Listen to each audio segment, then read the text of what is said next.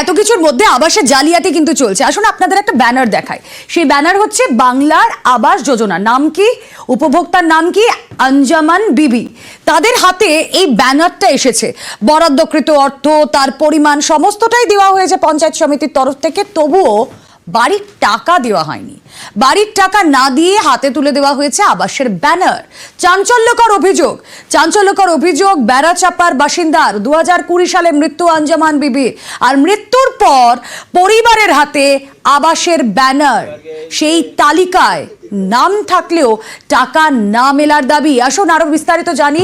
প্রতিনিধি জিয়াউল আলম রয়েছেন সঙ্গে। জিয়াউল, এটা কি সত্যি যা টাকা মেলার দরকার ছিল, টাকা তারা পাননি, হাতে ব্যানার ধরিয়ে দেওয়া হয়েছে, আর ব্যানারে আবার হিসেবটাও লিখে দেওয়া হয়েছে বরাদ্দকৃত অর্থের?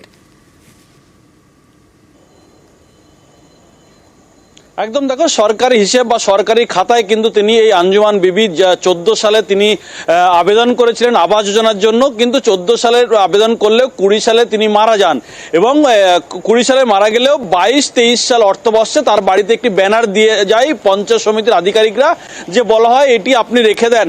কিন্তু পরিবার বলেন যে তিনি মারা গেছেন, কিন্তু টাকা তো আমরা পাইনি, আবাসের এই ব্যানার নিয়ে কি করব? তখন বলা হয় আবাসের ব্যানারটি যত্ন করে নিন, যদি কখনো কোনো সমীক্ষক দল আসে, কোনো কেন্দ্র বা রাজ্যের কোনো সমীক্ষক দল আসে, তাদেরকেই ব্যানারটা দেখাবেন এবং বলবেন যে আমরা আবাসের ঘর পেয়েছি।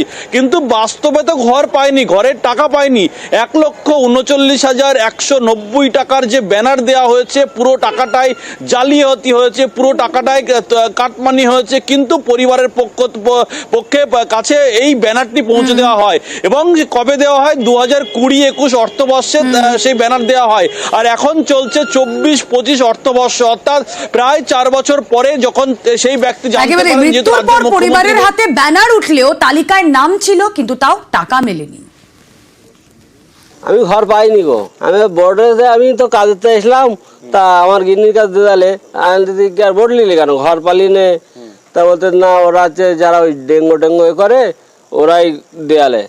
দিদি আমি ঘর পাইনি, আমি বোর্ড নেবো। কত টাকা? 1,37,190 টাকা। এ টাকা একটাও পাননি? না, পাইনি।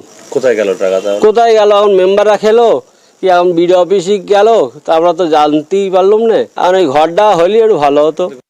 ও অনেক জায়গায় গেছিল, মেম্বারের কাছে গেছিল, মেম্বার বললো হবে হবে, ভোটটা লিস্ট ও তো জানে না, জোর করে ধরে দিয়ে গেছে, পঞ্চায়েতের লোক দিয়ে গেছে। এই টাকাটা কোথায় গেল এখন মেম্বার খেয়েছ কি, আর চামড়া খেয়েছ কি, সেটা তো কেউ বুঝতে যাচ্ছে না। ভোট আগে ছিল না, এখন আছে ভোট। তারা খেয়ে নিয়েছে, তারা খেয়ে ফেলেছে, পুরোটাই খেয়ে নিল, পুরোটা খেয়ে দেখা যাচ্ছে না সে ভোট। না, ওদের নাম আছে লিস্টে।